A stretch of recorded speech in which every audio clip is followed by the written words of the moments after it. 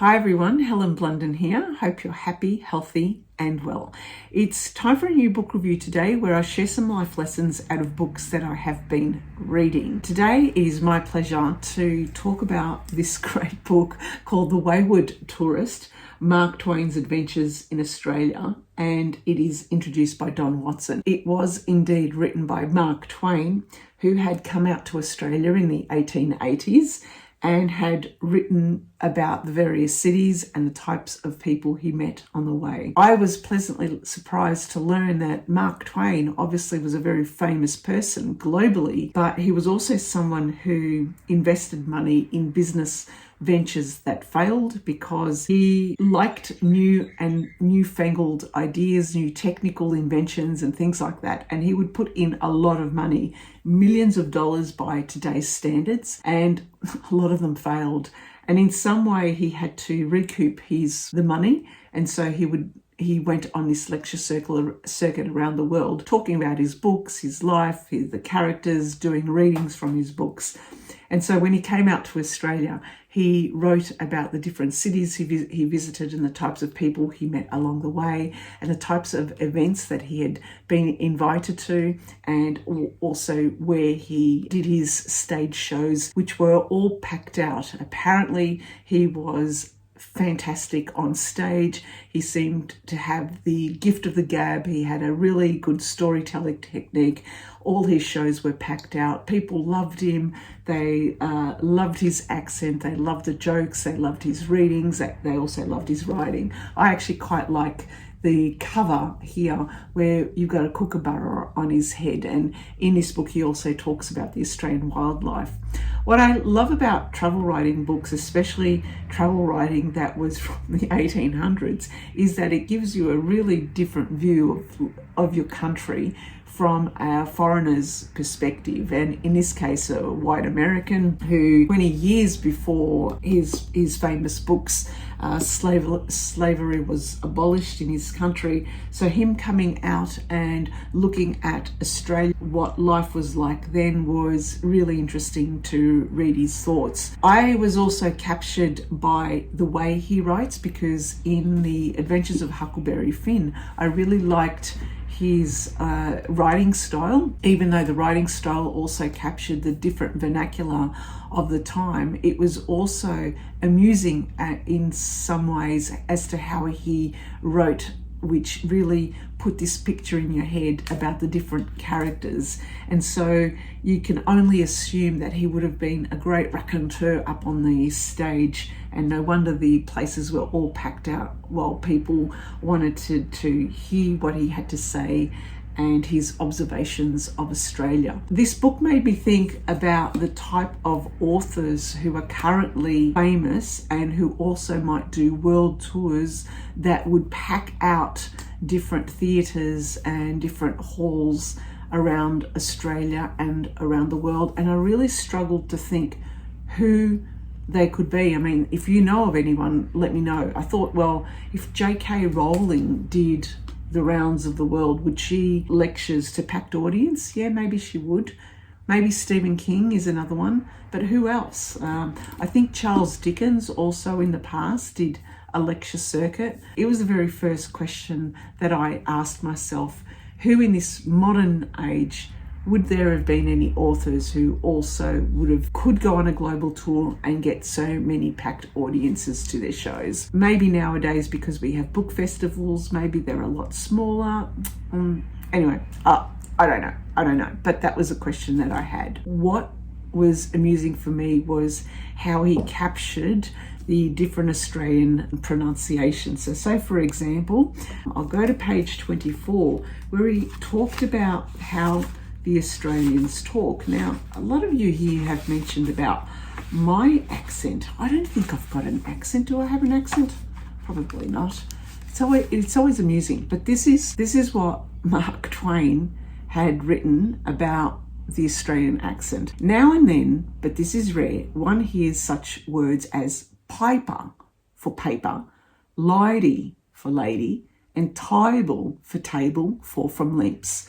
whence one would not expect such pronunciations to come. There is a superstition prevalent in Sydney that this pronunciation is an Australianism, but people who have been home, as the native reverently and lovingly calls England, knows better. It is costermonger. All over Australasia, this pronunciation is nearly as common among servants as it is in London among the uneducated and the partially educated of all sorts and conditions of people.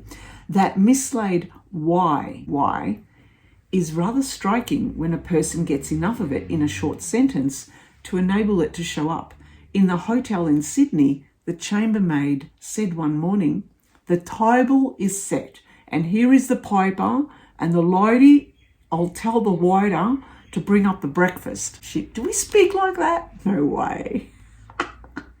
He also says, in the Australasian home, the table talk is vivacious and unembarrassed. It is without stiffness or restraint. That's true. This does not remind one of England so much as it does of America, but Australasia is strictly democratic, and reserves and restraints are things that are bred by differences of rank. English and colonial audiences are phenomenally alert and responsive. Where masses of people are gathered together in England, caste is submerged, and with it the English reserve. Equality exists for the moment, and every individual is free. So free from the consciousness of fetters, indeed, that the Englishman's habit of watching himself and guarding himself against any injudicious exposure of his feelings is forgotten and falls into abeyance, and to such a degree, indeed, that he will bravely applaud all by himself if he wants to, an exhibition of daring which is unusual elsewhere in the world. He talks about magpies. Now, magpies are my favourite birds here in Australia. They are the best. We have a whole heap of them in our backyard. We feed them. They're wonderful birds. He says the magpie was out in great force in the fields and on the fences.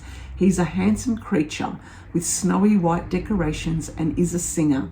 He has a murmurous rich note that is lovely. He was once modest, even diffident, but he lost all that when he found out that he was Australia's sole musical bird.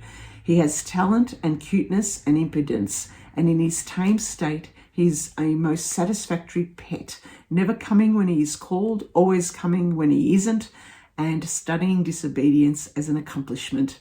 He's not confined, but loafs around all over the house and the grounds, laughing like the jackass. I think he learns to talk. I know he learns to sing tunes, and his friends say that he knows how to steal without learning. I was acquainted with a tame magpie in Melbourne. He had lived in the lady's house several years and believed he owned it. The lady had tamed him, and in return he had tamed the lady. He was always on deck, and when not wanted, always having his own way, always tyrannizing over the dog, and always making the cat's life a slow sorrow and a martyrdom. He knew a number of tunes and could sing them in perfect time and tune, and would do it too at any time that silence was wanted, and then encore himself and do it again. But if he was asked to sing, he would go out and take a long walk. Good old magpies. These are the great observations of Mark Twain. Now, I'm going to say that some of what he's written in here is not true, not to an Australian sense, but you wouldn't know it. If you come from another country, you wouldn't realise it. But to an Australian, the magpie isn't the only bird that doesn't sing. Another thing of this book which was interesting, so if there is any Australians out there, he does write a lot about the Australian Indigenous people. He writes, there's a lot of chapters, and he writes about the Indigenous people and his observations of them. But the thing is, he never met one.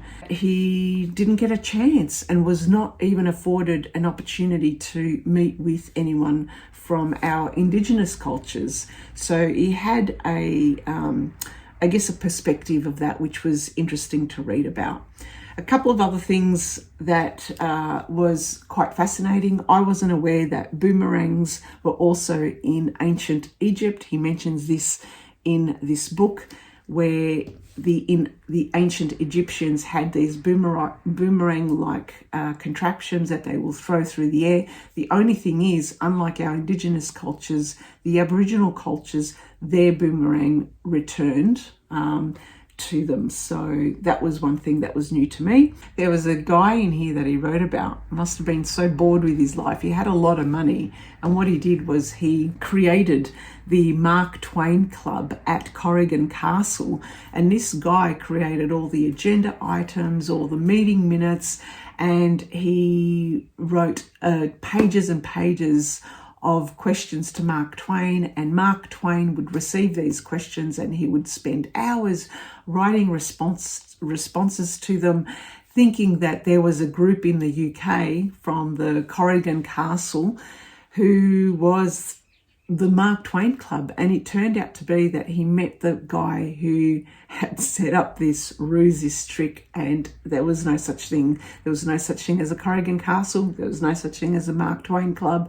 It was just this guy pretending and creating personas of the different people of this club and creating the minutes every month and the agendas and the questions that used to go to Mark Twain. And Mark Twain finally gets to meet this guy, and they have a bit of a laugh about it. Look, in an interesting book. Now, I don't know if this would be relevant to many people, but I guess for Australians who want to read about Mark Twain, and given that there's a lot of book clubs currently in Australia who are reading James by Percival Everett, or maybe you're reading the works of Mark Twain in their clubs, this might be an interesting read for them, so they could equate kind of like the person in real life in Australia and what he thought about Australians and linking it through.